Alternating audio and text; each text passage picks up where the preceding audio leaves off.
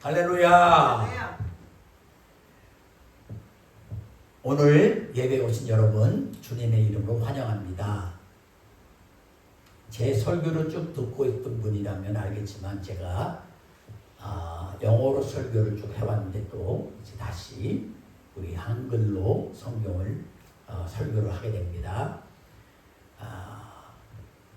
그동안 영어 본 사람들이 올 때는 영어로 했지만 이제는 한국말로만 한국 분들이 있을 때는 하게 됩니다. 그리고 오늘부터 크리스마스 예배나 또 신년 예배 이렇게 특별할 때는 그 시즌에 맞는 설교를 하지만 그 외에는 우리 성경에서 말하는 예수님, 우리 성경에서 말하는 성령님, 우리 성경에서 말하는 복음, 이것과 이단들이 말하는 예수님, 성령님, 복음이 어떻게 다른가 구분함으로써 밝힘으로써 우리 모두가 영적으로 분명한 성경적인 구원이나 성경적인 예수님이나 성경적인 성령님에 대해서 아는 이런 시간을 갖기 원합니다. 오늘 첫 번째는요, 여호와의 증인과 우리가 복음적으로 알고 있는 성경에서 말하는 그 복음과 예수님과 성령님이 어떻게 다른가 살펴보는 시간이 되겠습니다. 저희가 있는 곳은 플로리다, 미국 플로리다 포트 마이어스라는 지역입니다. 우리 동네만 해도요, 둘둘이 집을 와서 노크를 해요. 문을 두드려요. 열어보면 바로 여호와의 증인들입니다. 깨끗하게 차려입고 보통 여자분들이나 이렇게 되는 여자분들이 오셔요. 우리 주위에도 우리 교회가 있는 포트마이어 지역도 그렇고 바로 옆에 우리가 살고 있는 케이프 코랄도 여호와의 증인 킹덤홀이 있습니다. 그래서 그들이 얼마나 열심히 전도하는지 몰라요. 그리고 우리 동네 그 공원에 피클볼을 치러 가면 아침에 한 9시 정도에 워치타워 그 잡지를 갖다 놓고 사람들에게 여호와의 증인을 소개하는 그런 모습도 봅니다. 분명히 성경을 아는 사람에게는 여호와의 증인은 아주 심한 잘못된 이단인 걸 아는데도 불구하고 그들의 숫자는 줄어드는 것이 아니라 더 많은 사람이 불어나고 더 열심히 하고 그런 모습을 보게 됩니다. 그러면 우리가 오늘부터 이제 성경이 말하는 예수님, 성경이 말하는 성령님, 성경이 말하는 복음이 뭔지를 정확히 알고 그거와 비교해 볼 때 뭐가 잘못되는가를 구분해 가면서 여러분의 신앙이 진리 위에 성경 말씀이 아주 정확히 서시기를 주님의 이름으로 축복합니다. 신앙의 길에서 우리가 가장 중요한 덕목 중 하나로 여기는 것이 뭐냐면 진리를 사랑하는 마음입니다. 벌써 한 4, 5년 전이죠. 우리 막내 아들이 데이트를 시작하면서 자기가 데이트하는 자매가 예수를 아직 안 믿는데 한 가지 가능성은 진리를 사랑하고 진리가 뭔지 알기를 원한다. 이렇게 말을 했다고 합니다. 그래서 우리 보고 기도해달라. 그러면서 우리 막내 아들의 말이 예수님이 길이요 진리요 생명이니까 진리를 사랑하고 진리를 알기 원한다면 반드시 그 말씀대로 예수님을 그가 만날 것이다. 믿고 데이트를 했고 6개월 정도 지나서 예수님을 영접해서 지금은 저희 사랑스러운 막내 며느리가 됐습니다. 그 아버님과 어머니에 대한 자신의 부모에 대한 사랑도 지극한 그런 믿음의 딸입니다.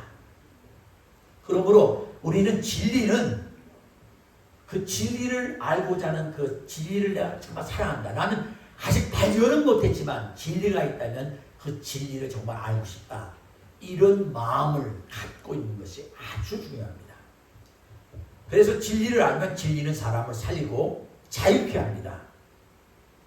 반면 반쪽짜리 진리, 완전히 거짓은 아닌데 또 진리가 좀 포함되어 있어서 사람들이 그거를 잘못 알아서 받아들이면 결국 반쪽짜리 진리는 사람을 왜곡시켜서 영혼을 묶어버리고 파멸로 가게 됩니다. 오늘날 우리가 정통 기독교라고 고백하는 복음과 오늘 제가 생각해볼 여호와의 증인 제호바스 위트니스, 약자로 JW라고 해요. 이 가르칠 내용을 나란히 비교해가면서 왜 정통교회가 이 여호와의 증인을 이단으로 분별하는지를 살펴보면서 은혜 받기 원합니다. 목적은 잘 아셔야 돼요. 목적은 정죄가 아니라 보호입니다. 보호. 혼란한 시대의 성도들이 복음의 중심 붙들도록 돕는 것이 오늘 설교의 방향입니다.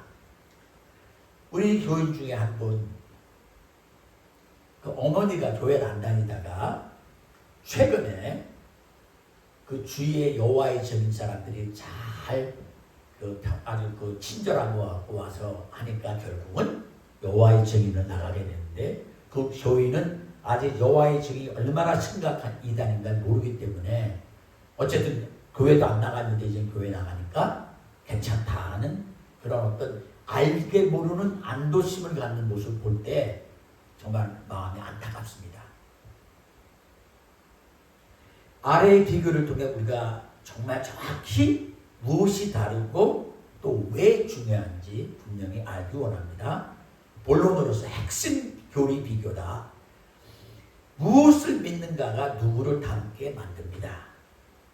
먼저 정통교회의 표준적 고백은 사도신경, 니케아 신조, 개역 복음주의 전통이고 여호와의 증인의 가르침을 주제별로 한번 그 정통교회의 표준적 고백과 비교해가면서 보겠습니다. 첫째는 하나님과 삼위일체입니다. 우리 알다시피 정통 기독교에서는 삼위일체를 아주 중요히 여깁니다. 성부, 성자, 성령의 한 본질과 세 위격. 삼위일체는 성경적 계시의 심장부이며 구원 사역의 천명 안에서도 구체적으로 나타나고 있습니다. 그래서 성경의 마태복음 28장 19절에 보면은 예수님이 아버지와 아들과 성령의 이름으로 세례를 주라고 분명히 삼위일체 하나님을 말하고 있습니다. 요한복음 1장 1절에도 성경은 하나님과 예수님이 다 하나님 걸 말하기 위해서 태초에 말씀이 계시니라 이 말씀이 하나님과 함께 되셨고 이 말씀은 곧 하나님이시라. 아주 중요한 말씀입니다. 요한복음 14장에서 16장도 보면은 예수님이 자신을 나는 길이요 진리요 생명이라고 고백하시고 뿐만 아니라 나를 알면 아버지를 아는 것이고 나를 보았으면 아버지를 보았다고 말씀하시고 16장까지 나가면은 성령에 대해서 얘기하시면서 성령이 오시면은 누구를 증거해요? 바로 예수님을 증거하고 예수님이 지금까지 말한 모든 것을 생각나게 하고 그래서 하나님과 예수님과 성령님은 삼위일체 하나님으로서 그 역할이 다르시지만 동일하게 하나님으로 우리가 믿고 있습니다. 고린도후서 13장 13절도 이 모든 것들을 뒷받침을 해주고 있습니다. 그러나 여호와의 증인은 삼위일체를 부정합니다. 예수는 피조물이다. 최초에 하나님이 창조해서 피조물로 태어나신 분인데 예수님을 미가엘 천사와 동일시합니다. 이제 다음 주에 나 그 다음 주 중에 한번 할 몰몬교는 예수님을 미가엘 천사와 형제관계다 이렇게 말하고 있어요. 그리고 성령은 인격이 아니고 하나님의 활동하는 힘이다. force. 전혀 인격적인 하나님으로 여기지 않아요. 그러면 이 하나님과 삼위일체 하나님 믿지 않는 이 문제가 뭐냐면 하나님 이해가 바뀌면은 복음의 구조가 무너지게 되고 피조물이 죄를 개선할 수도 없고 성령의 인격성과 내주가 사라지면 성화와 교회의 생명이 손상됩니다. 그러니까 결국 우리가 알고 있는 예수 그리스도가 우리 죄를 위해 십자가에 죽으심으로써 아담 이후로 원죄를 가지고 태어난 인간이 죄사함을 받고 구원받는 길은 오직 예수님의 십자가의 죽으심, 또 그 예수님이 약속한 대로 예수님이 하나님께 가시면 하나님께 부탁해서 성령을 보내주신다고 했고 그 성령이 사도행전 2장 제자들이 모인 곳에 임하고 그 성령이 강림한 이후로부터 우리 예수 그리스도를 믿는 진정한 크리스찬들의 삶 속에는 성령이 내주함으로써 우리를 인도해주고 감화해 주시고 죄를 깨닫게 해주시고 잘못된 것이 있으면은 그것을 알도록 도우면서 인도해 나가는데 만일 삼위일체 하나님이 그것이 인정이 안 되고 그냥 성령은 그냥 어떤 심정도 무슨 force 어떤 강력한 심정도 된다면 우리 인격체 우리를 바꿀 수도 없고 이 모든 것이 다 무너지는 거예요. 그래서 이 첫 번째 하나님과 삼위일체를 인정하지 않은 여호와의 증인의 신자들의 모습을 보면 성령의 인도함을 받지 못하니까 불안해요. 그런데 또 율법적이 돼서 그 여호와의 증인에서 꼭 해야 된다고 말하는 것을 하지 않으면 죄의식 때문에 견디질 못해요. 그래서 가정에 가면은 자녀들한테 막 폭력적이 되고 완전히 이중적인 삶을 사는데 그것이 전형적인 율법의 노예가 돼서 사는 사람들의 모습입니다. 두 번째로 우리가 생각할 것은요. 예수 그리스도의 신성과 인격인데 우리 정통 기독교에서 지금까지 믿는 예수 그리스도는 참 하나님이고 참 사람이고 동정녀 마리아에게서 탄생했고 무죄한 삶을 사셨고 대속적인 죽음을 십자가에 죽으셨고 실제적으로 육체가 부활했고 그 다음에 하늘로 승천을 했다고 우리 믿고 있죠. 아멘. 그 모든 걸 뒷받침하는 게 성경 요한복음 1장 1절부터 14절 골로새서 2장 9절 히브리서 1장 3절 고린도서 15장을 보면 전부 그 예수님이 어떤 분인가 설명해 주고 있어요. 그런데 여호와의 증인은 예수를 하나님 아래 피조된 존재로 규정해서 육체 부활 대신 영적인 부활만 했다. 십자가 대속의 의미를 축소하고 재해석함으로써 왜 문제가 되냐 하면요. 그리스도의 신성과 육체 부활이 무너지면 믿음의 대상과 구원의 확증이 사라지게 됩니다. 고린도 15장 14절에도 이 말을 뒷받침해주는 이야기가 있는 것이죠. 그러니까 우리는 그리스도의 십자가의 죽음과 부활이 다 실제적이었고 그를 통해서 우리는 죄사함을 받았다는 확증을 갖게 되는 거죠. 세 번째는요. 성령의 인격과 사역에 대해서 우리가 성경에서 지금까지 정통 기독교인으로 믿고 있던 거와 여호와의 증인이 어떻게 믿고 있는가 비교해 볼게요. 우리 정통 기독교 신앙인들이 믿는 성령은 인격적 하나님, 우리를 거듭나게 하고 우리 속에 내주하고 계시고 교회를 세우고 말씀을 깨닫게 조명해 주시는 이런 성령님이시잖아요. 그 모든 걸 요한복음 14장 16절 17절 사도행전 5장 3, 4절 로마서 8장을 읽어보면 자세히 나옵니다. 그러나 여호와의 증인은요, 성령은 비인격적인 힘으로 이해해서 어떤 일이 일어나냐면 인격적 삼위 하나님의 내주와 교제, 은사, 성화의 실제를 다 부인해버리는 겁니다. 그래서 남는 게 뭐예요? 여호와의 증인에서 만든 율법들, 이거 지켜야 돼. 이거 지키지 않으면 안 돼. 그래서 그들은 뭐예요? 둘둘 짝져서 죽으나 사나 집집 가가호 방문해서 집을 두드려서 사람들에게 여호와의 증인을 믿도록 하기 위해서 워치타워에서 나온 잡지 나눠주고, 그 사람들이 반응하면 다시 또 다른 사람 데려와서 또 하고, 그리고 그 여호와의 증인에서 하라는 대로 안 하면 질문도 달았다가는 바로 쫓겨나.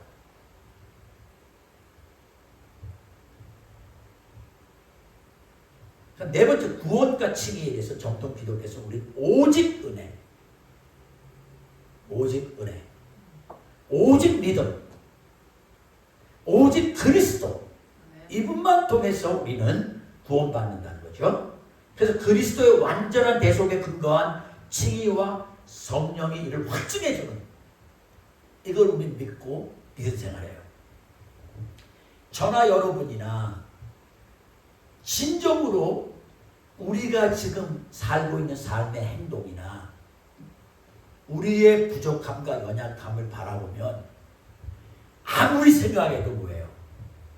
완벽한 하나님 앞에 서서 구원받는 건 둘째치고 조금 잘난 사람 앞에만 가도 귀가 죽어요. 아, 내가 이렇게. 어떤 분이 그랬대요. 나는 10번이나 재수하고 그 다음에 그것도 떨어졌는데 붙은 사람들이 등록금이 없어서 못 낸다고 해서 그 자리가 남아서 들어갔다. 그분의 간증을 들으면 사람들이 다 좋아요. 왜요? 그래도 우리는 10번 정도까지 떨어지고 재수하지 않았잖아요. 근데 어떤 사람이 재수 없이 서울대를 바로 들어갔어요. 재수 없게. 그럼 그 사람 앞에 가면 뭐예요? 어휴, 저 사람 서울대 갔어. 그렇지 못한 사람은 다 뭐예요? 그 앞에 가면 괜히 자기도 모르게 열등감을 느끼고 주눅들잖아요. 그래, 우리가 아무리 딴 사람보다 완벽한 삶을 살고 의롭게 산다고 애를 써도 우리는 우리 자신의 행동을 통해서 어느 누구도 나는 이러니까 구원받았다고 할 수 있는 사람 하나도 없어요. 그래서 정말 우리는 오직 하나님의 은혜로 구원받은 거예요. 우리는 정말 오직 예수님을 믿었기 때문에 그 믿음 때문에 구원받은 거예요. 그리고 오직 예수님이 십자가에 우리를 위해 대신 죽으셨기 때문에 오직 그 그리스도 예수 때문에 우리는 구원받은 거예요. 그 나머지 우리가 주님을 위해서 하는 것이나 교회를 위해 섬기는 것이나 그건 다 그 은혜를 받은, 구원받은 은혜의 감격으로 하는 것뿐입니다. 아멘. 여기에서 여러분 절대적으로 믿음이 흔들리면 안 돼요.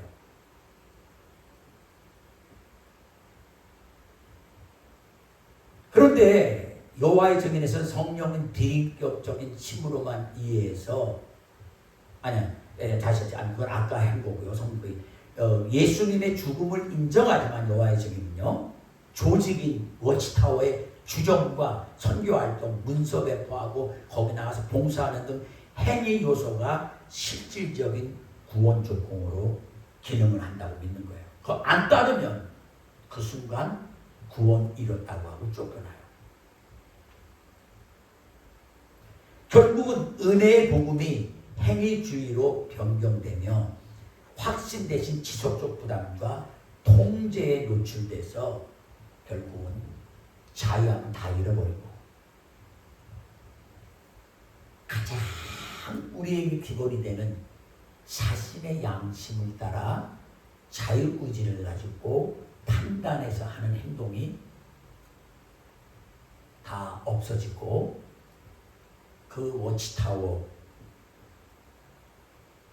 여호와의 증인이라는 조직에서 그들이 하라고 한 거 그거 외에는 결국은 구원이 없게 되는 거예요. 정말 심각한 문제입니다. 그 다음에 성경과 권위에 대해서는요 어떻게 다른가 봐. 우리 정통 기독교 신앙에서는요 성경 66권 우리가 가지고 있는 성경 69권은 영감 하나님의 영감으로 기록됐고 무효 절대 잘못된 게 없고 충분히 구원에 이르는 걸 다 설명한 충분성 그리고 해석은 교회의 신조와 건전한 주의 전통 안에서 이루어지고 사도를 통해서 전해진 복음 그 라인에서 우리가 성경에 주어진 말씀을 해석해서 우리는 믿고 있죠. 근데 여호와의 증인은요 첫째는 자체 번역본을 사용해요. 신세계 New World 비전이라고 했고요. 자기네가 성경을 많은 부분들을 원하는 대로 바꿔서 번역을 하고 워치타워 협회에서 해석하는 권위가 최종적으로 위치를 차지해요. 지금 6명이 뉴욕의 그 워윅이라는 도시에서 그 여호와의 증인 본부가 있는데 그 6명이 결정하는 게 다 모든 여호와의 증인 사람들이 반드시 믿어야 되는 그 권위가 성경보다 뭐예요? 더 높은 거죠. 그러면 왜 문제가 되냐면 성경의 충분성과 교회의 보편 전통을 벗어나서 특정 조직의 독점 해석으로 이동해서 교리 왜곡의 통로가 되죠. 결국은 이런 여호와의 증인 같은 이단이 하나 생겨서 망하지도 않고 계속 지금 가고 있으면요 여기서 또 다른 이단인 거예요. 또 새끼를 쳐요. 또 나와요. 자, 죽음과 심판과 천국과 지옥에 대해서 우리 생각해 보겠는데요. 정통 기독교에서는 최후 심판, 백보자 심판을 말하죠. 영원한 생명과 영벌의 실제, 그리고 새하늘과 새 땅의 소망, 다 주님이 말씀한 마태복음 25장 46절, 그 다음에 사도 요한을 통해 주신 사도 계시록의 20장 22장 다 실제적으로 뭐예요? 영원한 생명, 영원한 형벌, 새하늘, 새 땅 다 정말 있는 거죠. 상징이 아니라 진짜 있는 거예요. 근데 여호와의 증인은요 지옥의 영원한 형벌을 부정해요. 지옥 그거 아니야. 죽는 순간에 끝난다. 죽어서 무덤에 들어간 순간에 그 자는 없어지고 끝이야. 형벌 그런 거 없어. 다 거짓말이야. 그래서 멸절 개념을 강조하는 거예요. 죽는 순간 다 끝난 거다. 그러면 여호와의 증인에서 자기들이 믿는 믿음대로 산 사람만 하늘 소망이 있어. 그게 14만 4천 명이라. 그리고 나서 대다수는요, 여호와의 증인에서 믿는 대다수는 지상낙원으로 있다는 거예요. 그래서 이 땅이 파라다이스다. 여기 이 땅, 지구가 파라다이스로 회복된다. 이렇게 말하죠. 성경이 분명해요. 새하늘과 새 땅. 그래서 여호와의 증인대로 믿으면요, 심판과 은혜의 엄중함이 약화되고요. 오직 뭐예요? 너 구원받고 영원한 하늘나라 소망을 갖는 14만 4천에 들어가든지 아니면 구원받고 이 땅 지상 낙원에 있든지 그러려면 여호와의 증인의 사람대로 해. 그렇지 않으면 너는 죽는 순간에 죽는 끝이야. 그래서 결국은 복음이 말하고 있는 경고와 복음이 말해주는 위로와 소망이 완전히 다 트위스트 되는 거예요.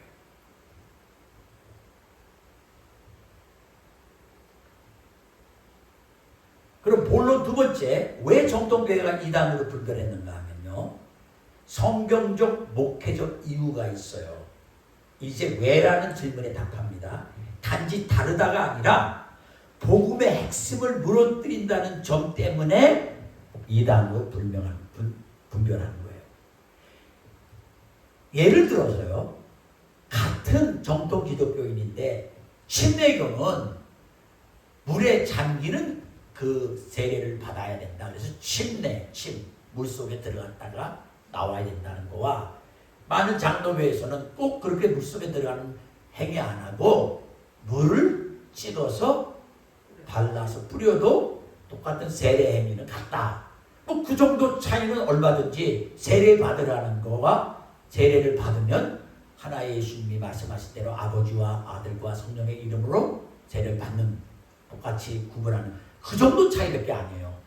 그런데 이 이단으로 구분할 때는요, 완전히 성경이 말하는 복음이 아닌 다른 걸 얘기하기 때문에 우리는 이단이다 하고, 이단은 분별해서 확실히 거리를 둘 정도가 아니라, 이단에 빠진 사람은 어떻게든지 정상으로 돌아오도록 우리가 기도해주고 그들을 어떻게든지 올 수 있도록 우리의 노력이 또 필요한 것입니다. 그래서 여기서요, 복음의 심장이 되는 그리스도의 신성과 대속을 흔들기 때문에 예수를 피조물이라고 말하는 그리스도는 대속의 무한가치와 보편적 협력을 부정하기 때문에 절대적으로 우리는 받아들일 수 없는 거예요. 바울은 다른 복음을 매우 엄중히 경고하죠. 갈라디아서 1장 8절 9절에서도 우리가 전한 복음이 아닌 다른 복음을 천사가 와서 전했을지라도 뭐라고요? 저주를 받을 것이다. 그래서 다음 언제가 될지 모르지만, 다음 주는 그 다음 주는 언제가 될지 모르지만, 이제 몰몬교를 말할 때 몰몬경을 조셉 스미스가 뭐예요? 천사로부터 받는 거예요. 천사가 와서 이렇게 전할지라도 그런 다른 복음을 전하면 저주를 받는다는 거죠. 복음의 대상이 바뀌면 복음의 내용도 다 무너져 버리는 거예요. 그 다음에 삼위일체 부정은 계시의 구조를 붕괴시켜버려요. 성부께 나아가게 하시는 성자와 우리 안에 내주하시는 성령의 연합이 성경 구원론의 뼈대인데, 삼위의 교제가 없이 하나님의 활동력만 남았다고 말하면 인격적 신앙이 이제는 뭐로 변해요? 기술적인 종교로 변해가지고 율법만 딱 남는 거예요.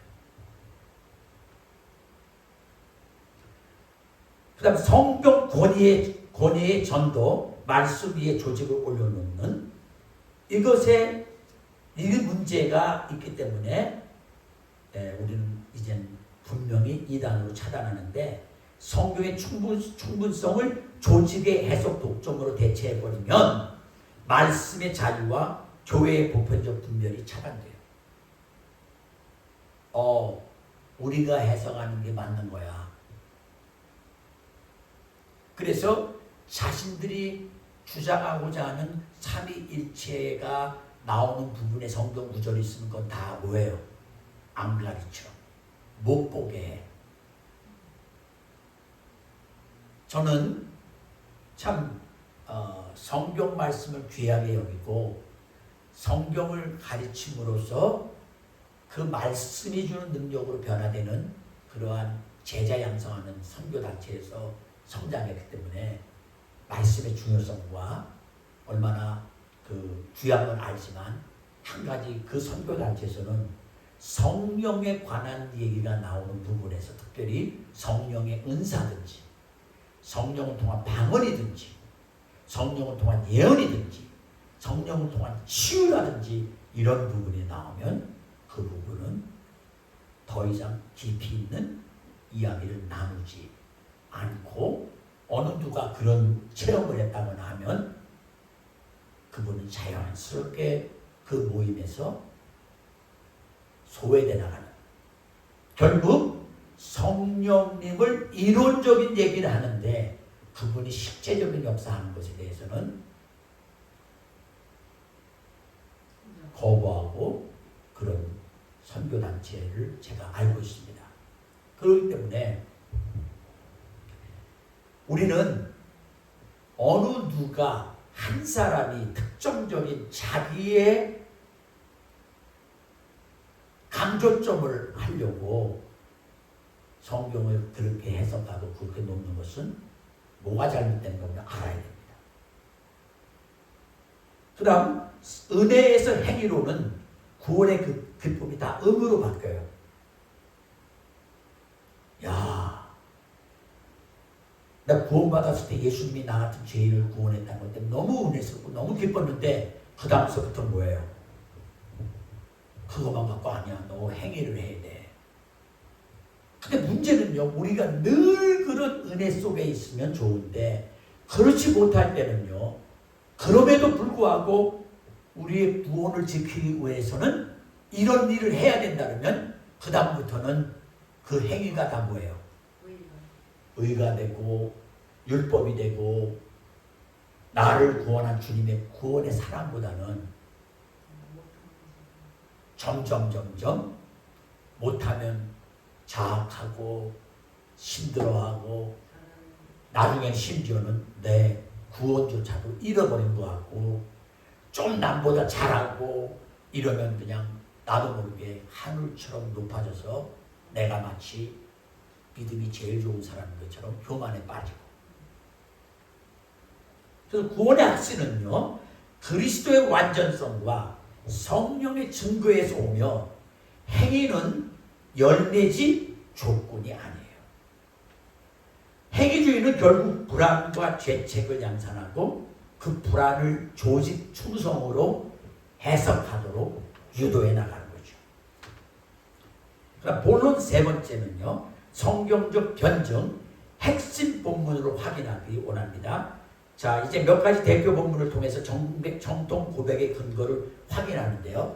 예수의 신성에 대해서는 우리가 잘 알다시피 요한복음 1장 1절부터 3절 오늘 읽은 저희 말씀에 잘 하나죠. 그 14절에도 말씀이 하나님이셨고 말씀이 바로 육신이 돼서 이 땅에 오신 예수님이라는 거죠. 시브리서 1장 3절에 그는 하나님의 영광의 광채고 그 본체의 형상이다. 골로새서 2장 9절에는 신성의 모든 충만이 육체로 예수님 안에 거했다는 거죠. 그래서 적용할 때 예수님은 최초의 피조물이 아니고 창조주시다. 자, 같이 한번 해봅니다. 예수님은 하나님이시다. 예수님은 하나님이시다. 예수님은 천지를 창조하신 창조주시다. 예수님은 천지를 창조하신 창조주시다. 아멘. 우리의 구원을 성취하실 유일한 주님이 바로 예수님입니다. 아멘. 그 다음에 두 번째 삼위일체의 계시에 대해서 절대 흔들리면 안 돼요. 이 여호와의 증인을 만나서 여기서 흔들리면요 다 흔들려 버려요. 마태복음 28장 19절에 성부와 성자와 성령의 이름으로 세례를 주고, 고린도서 13장 13절 주 예수 그리스도의 은혜와 하나님의 사랑과 성령의 교통하시니. 그래서 그게 초대교회에 모였다가 헤어지면은 주의 종들이 구약에서 모세를 통해서 주었던 하나님의 그 은혜를 축복하는 축복의 기도와 동일성상에서 모였다 헤어지면 항상 뭐예요? 주 예수 그리스도의 은혜와 하나님의 사랑과 성령의 교통하심. 그래서 우리가 축도할 때 뭐예요? 이제는 우리 주 예수 그리스도의 크신 은혜와 하나님 아버지의 크신 사랑과 성령의 교통하심이 지금으로부터 영원토록 여러분과 함께 하기를 축원합니다. 이렇게 하는 거죠.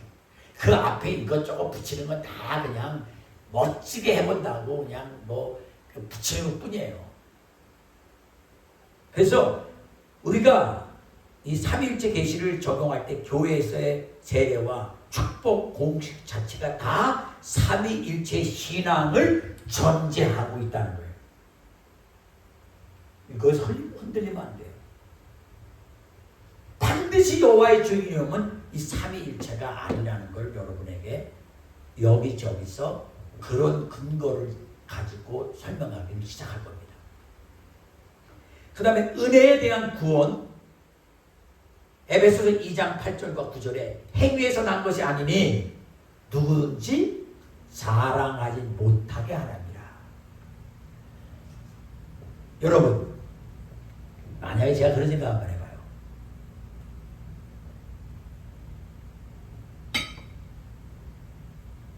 예수님의 12제자들은 어떤 누구도 그렇게 많은 사람을, 제자를 데리고 교회 목회 생활하는 사람 별로 없어요.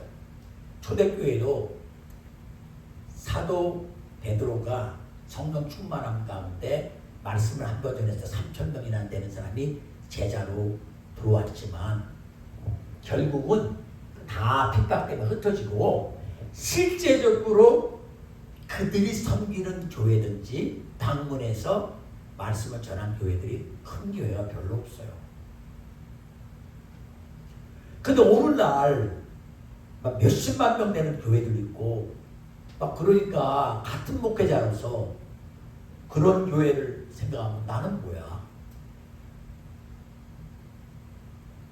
그래서 자연스럽게 큰 교회 목사님들이 자신도 모르게 교만과 자기 의와 자기 영광을 갖다가 넘어지는 것을 우리는 너무너무 많이 보고 있어요.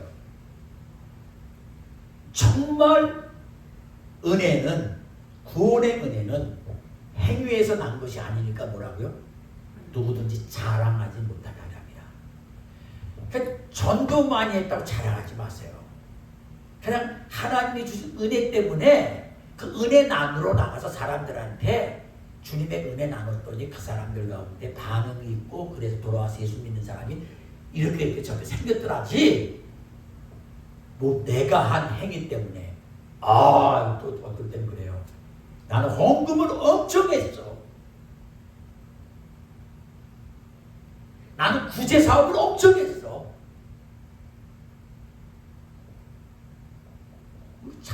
자꾸 나도 그래요. 그래서 전형적으로 이 문제가 있는 사람들의 특징이 뭐예요? 막 헤매다가 다시 교회에 돌아오는 거예요. 열심히 봉사하는 거 막 이런 거 있잖아요. 막 눈에 보이게 봉사하는 거 이런 거로 자기도 모르게 의로운 거 좀 보이고 싶은 거예요. 아무런 상관없습니다. 정말 은혜는, 구원의 은혜는 행위가 아니라는 거 아셔야 돼요. 그 다음에 로마서 3장 24절부터 28절 보면 그리스도 예수 안에는 속량으로 믿음으로 말미암아 우리 모두가 구원을 얻게 된 거예요. 아멘. 그래서 예수님이 그 유명한 요한복음 3장 16절에 하나님이 세상을 이처럼 사랑하사 독생자를 주셨으니 이는 저를 믿는 자마다 멸망치 않고 영생을 얻게 하려 하심이라. 아멘. 그래서 딱 한 가지 조건이 뭐냐면 그 예수님, 하나님이 우리를 사랑해서 우리 죄를 대신해서 영원한 심판에서 생명을 얻게 하기 위해서, 구원받게 하기 위해서 십자가에 주신 그 예수님을 믿는 자마다. 그래서 봉사와 선행은 구원의 열매가 되는 것이 대가나 조건이 아닌 것을 여러분이 아셔야만 많은 봉사를 하든 많은 희생을 하든 자랑할 것도 없고 또 그걸 좀 못했다고 해서 그것 때문에 여러분의 구원이 없어지는 것도 아니라는 거 아셔야 될 줄 믿습니다. 아주 중요합니다. 그 다음에 부활의 실제. 여러분 예수님이 고린도서 15장에 그리스도께서 죽은 자 가운데서 다시 살아나지 아니하셨다면 하면서 시작되는 그 고린도서 15장 12절부터 쭉 20절까지 나오는 그렇지 않다면 지금 우리가 믿었던 믿음이 다 헛되고 구원도 헛되고 죄사함도 받았다고 했는데 아니고 다 거기에서 근거가 돼. 그러니까 육체의 부활이 확실히 있었다는 걸 여러분이 반드시 알아야 돼요. 영적 부활이 아니에요. 진짜 부활이에요. 아멘. 네 번째, 본론적으로 목회적 분별을 가져야 돼요. 그래서 목회적 분별은 결국 뭐예요?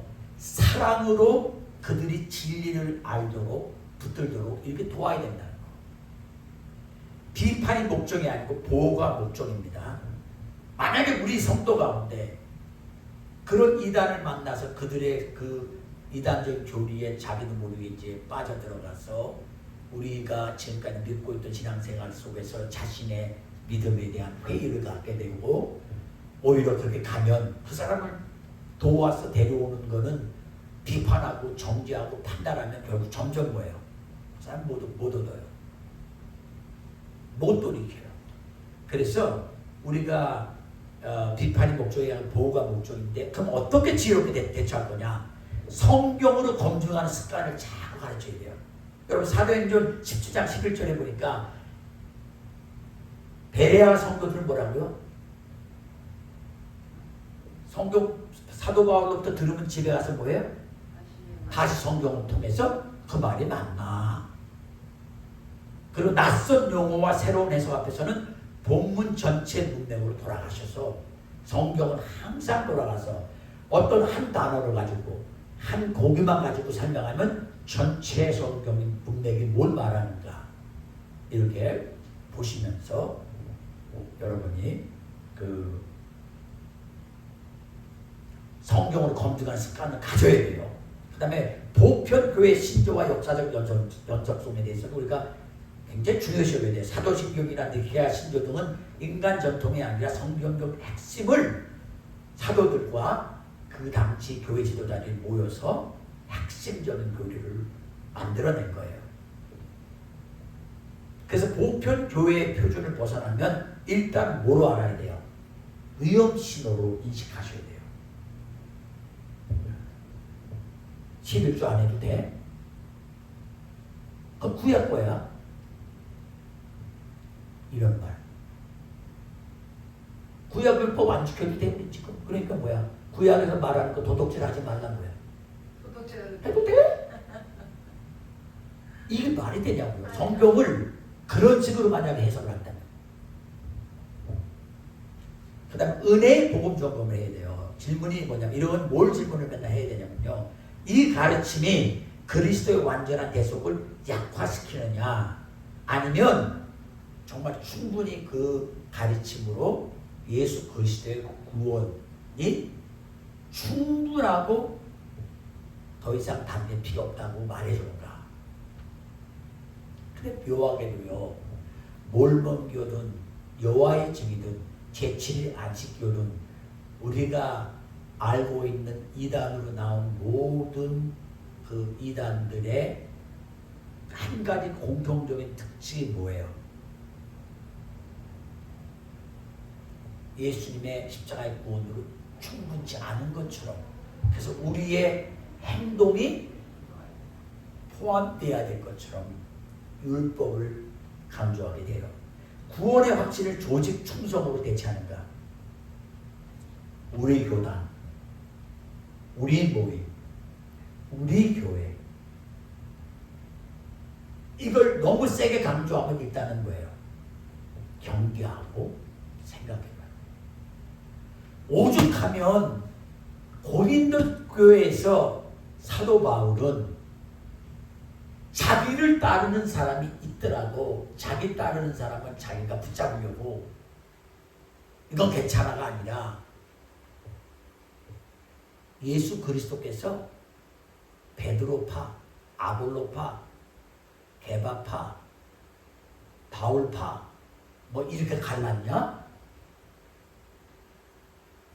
정말 중요해요. 우리 자꾸 조직을 어차피 조직을 강화하고 유지해 나가려면 그 조직의 리더, 조직의 중심이 되는 사람 중심으로 해야 되기 때문에 거기에다가 초점을 둬요.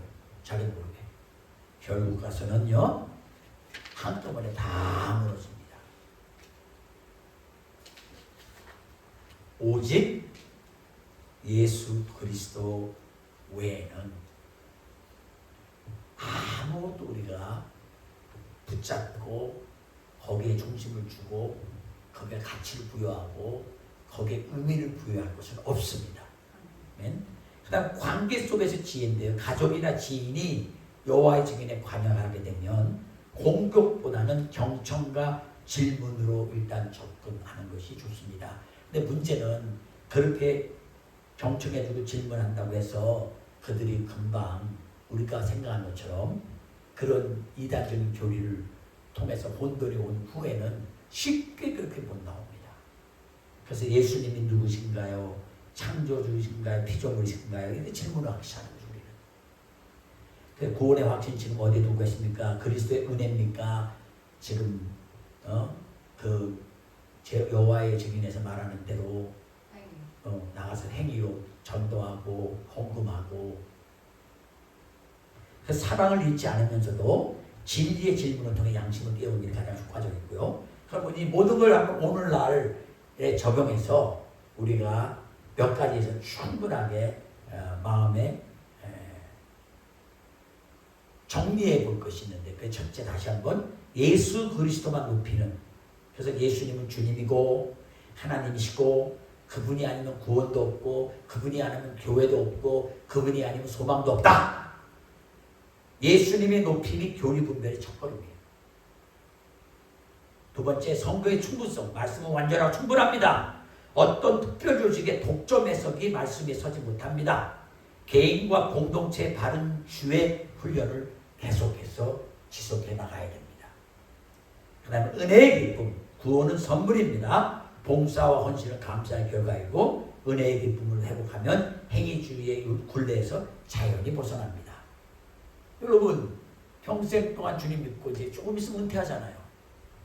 은퇴한다고 해서 은퇴해서 여러분 시간을 자유롭게 보낸다고 해서 큰 죄 지는 거 아니에요? 너무 율법적으로 은퇴하고도 나는 이제는 전도만 해야 되고 말씀만 줘야 그런 이상한 생각에서 벗어나세요. 아멘. 하나님 주신 은혜의 세계를 즐기기도 하고 그러다가 또 하나님이 인도하심 속에서 어떤 영혼을 도와야 되고 돕기도 하고 아멘. 아멘. 지금까지 얘기한 걸 이제 간단한 이제 도표로 제가 만들었지만 그거는 여러분이 이제 이 설명을 다시 기억하면 되고요. 그래서 결론적으로는요. 진리를 사랑하는 교회, 은혜를 노래하는 성도가 돼야 우리는 어떤 이단이 들어와도 이겨내요. 진리는 누구예요? 그럼 예수님이에요. 예수님이 나는 길이요 진리요 생명이라고. 그 진리 대신 예수님이 바로 또 하나님이라는 거. 그분이 천지도 창조하신 분이라는 거. 그분이 구원도 완성하셨다는 거. 그래서 예수님에 대해서 다르게 얘기하는 게 다 이단인 거예요. 그런 점에서 제가 이슬람을 많은 경우에 완전히 다른 종교로 생각하고 끊어버리는데 이슬람은 예수님도 뭐라고 믿어요? 선지자다. 이 땅에 하나님의 말씀을 가져오신 분이다. 모세, 무사라고 그러죠. 모세 율법 받은 거 맞다. 다 성경 다 인정하는 것 같으면서 마지막에 모하메드가 마지막 선지자다. 그래서 기독교가 떨어져 있는 완전히 다른 종교가 아니라 뭐라는 거예요? 이단이라는 거예요. 저는 다른 종교로 분류를 안 하고 이슬람은 이단이다. 근데 그 이단 중에 가장 커진 게 결국은 이슬람인 거예요.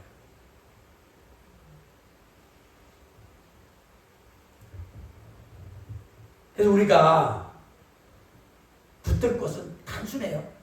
예수님은 영원하신 하나님이신데 우리를 위해 오셔서 십자가에 죽으시고 육체로 부활하셔서 성령을 보내시고 그 성령이 우리 속에 내주하시고 인격적 하나님인 성령께서 우리 안에 거하시면서 진리로 우리를 계속 인도해 주시고 성경은 충분하게 우리 모든 66권 안에 하나님의 말씀이 다 들어있고 말씀은 우리를 자유케 하고 그래서 이 세 가지 하나님, 예수님, 성령님, 하나님 말씀 속에서 이 모든 것이 다 이루어지고 있다는 것이 이것만 안 흔들리면 우리의 신앙은 흔들리지 않습니다. 그리고 사랑으로 분별하고 은혜로 서두르고 말씀으로 걸어가는, 그리고 우리 공동체가 다른 복음의 바람 앞에서 흔들리지 않고 그리스도의 복음을 더 밝게 증거하는 교회가 되기를 축복합니다. 오늘도 주께서 우리를 진리 안에서 또 우리 여러분을 경고해 하기를 원합니다. 기도하겠습니다. 하나님 아버지, 오늘 말씀 통해서 정말 예수 그리스도는 우리를 위해